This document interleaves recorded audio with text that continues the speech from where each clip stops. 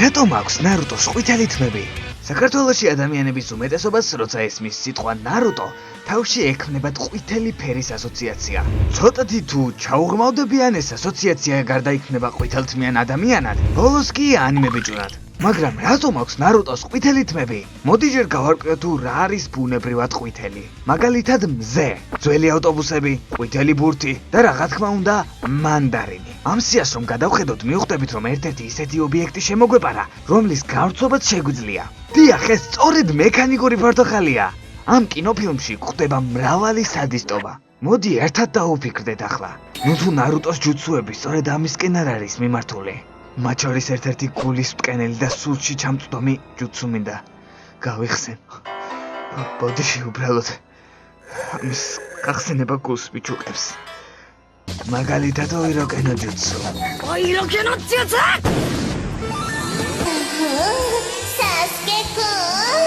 პირველად როცა სერიალი ნარუტო დავინახე, ჯერ კიდევ პატარა ბავშვი ვიყავი. და სწორედ ის ეპიზოდი მომიწია, სადაც ნარუტომ ეს ტექნიკა გამოიყენა. მეგონა რომ ცხოვრებაში ყველაფერს ხვდებოდი, მიხაროდა და როცა მან ჯუცუს მოქმედება გააუქმა, უკვე მივხვდი რომ ეს ასე არ იყო.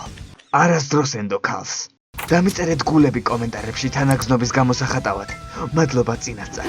ანუ გვაქვს პირველი ნივთმტკიცება თუ რატომ არის ნარუტო ყვითელთმიანი. მოდი ჩავიწეროთ ახლა ჯუცუ, ანდაც მოდი წერა მეზარება, მარტო ჯუს ჩავწერ. და მივხვდები მერეც, ხო? აბა რას ვიზავ? მოდი ახლა დავაკვირდეთ დროის განმავლობაში მის ცვლილებებს. ნახოთ მისი ბავშვობის ფოტოები და ახლა კი უფროსობისას გადაღებული ფოტოები. აკვირდები, ხო? ნორჩი ბიჭუნა მამაკაცად ჩამოყალიბდა. ვფიქრობ, სწორედ ეს მიგვიბიძგებს გავაკეთოთ მეტი აზიდვა და დღითი დღე გავხდეთ უფრო მამაკაცური. წარმოიდგინეთ, დღეში ერთი აზიდვა რომ აკეთო, რამდენჯერ უფრო მეტ ძალას დააგენერირებ. შენი აზრით, ჰაჰა, 1-2%? გამაცინე, უსასრულოდ მეც, რადგან რამდენჯერ გამრავლებას გულისხმობს. აბა თუ იცი 1-0-ზე რამდენჯერ მეტია. არსებობს რომ ისეთი რიცხვი, რომელსაც 0-ზე გამრავლებ და 1 გახდება? სწორედ ამიტომაც შენი ძალა უსასრულოდ გაიზრდება. ახლა კი დაჯექი და ცოტა დაფიქრდი ამ ინფორმაციაზე. ანუ საბოლოოდ ერთად გადავწყვეტეთ, რომ შემდეგი ნივთმტკიცება მამაკაცურობაა. ანუ ჩავწეროთ ჩვენ ბლოკნოტში მ, რაც უდრის მამაკაცს. ეს კარგად დაიმახსოვრე, არაფერში გამოგადგება. მოდი ახლა მის მიზნებს მივადგეთ. როგორც ვიცით, მისი მთავარი ცხოვრების აზრი იყო დამდგარიყო ერის თავში. ანუ გამხდარიყო, ბოდიში ამ სიტყვისთვის ჰოკაგე. მეშინია კიდევ რამე არ წამომწდეს და ამიტომაც მოდი პირდაპირ ჩავიწეროთ ჩვენ ბლოკნოტში. ერი, რაც ერის უფროს ნიშნავს ამ შემთხვევაში. ჩემი შერლოკ ჰოლმსის აზროვნების ნაწილი მეუბნება, რომ აქაურობას რაღაც სუნი ასდის. მოდი აბა შემოვატრიალოთ ეს სიტყვა. კაი, შედეგი არაა, კაი ხო.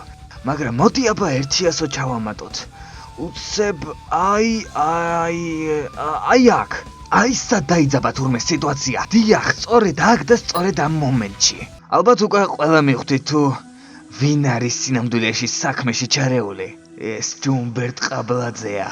აი თურმე ამდენი ხანი რას მალავდა ნარუტოს ყვითელი თმები. გამოდის რომ სინამდვილეში ნარუტოს მწვანე თმები აქვს, მაგრამ არ უნდა იმის გამოვლენა რომ იგი ჯუმბერტ ყაბლაძის ფანია და ამიტომაც თმებს ყვითლად იღებავს.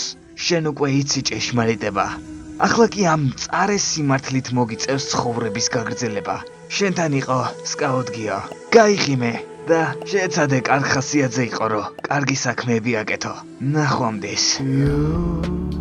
შენ ხარ ყვავილი ვიცი და როცა შენთან ერთად ვარ, მართლა არ ვიცი რა გითხრა, baby you.